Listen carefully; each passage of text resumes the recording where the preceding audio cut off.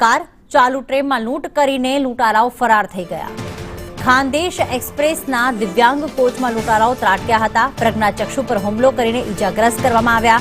Bestan bypass લાઇનની આ ઘટના છે।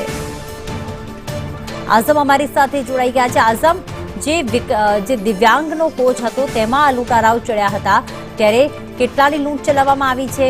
હાલમાં પોલીસ દ્વારા શું કાર્યવાહી?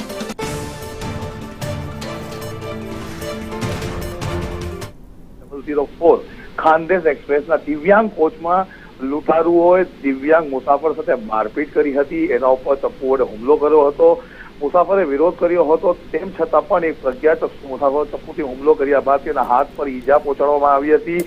સુરત રેલવે પોલીસે લૂંટનો ગુનો નોંધી છે અને આગળની તપાસ હાથ ધરી છે। ફરીથી 24 સપ્ટેમ્બરે રાત્રે 12 વાગ્યા ઘટના બની હતી, જેના અંદર આખો મામલો જોવા જાય તો છુપાઈ દેવામાં આવ્યો છે। આટલા દિવસ વીતી ગયા છતાં હજુ પણ સુરત રેલવે પોલીસ અને આરપીએફ પાસે આ લૂંટનો કોઈ કડી હાથ લાગી નથી। પરંતુ મહત્વની વાત એ છે કે દિવ્યાંગ અને દિવ્યાંગ કોચના ઉપર હુમલો કરવામાં આવતો હોય, લૂંટારો ત્રાટકતા હોય, આરપીએફ જવાબની હાજરી, રેલવે પોલીસની હાજરી ના હોય તો આ એક ગંભીર બાબત છે। જી, આભાર તમામ વિગતો માટે।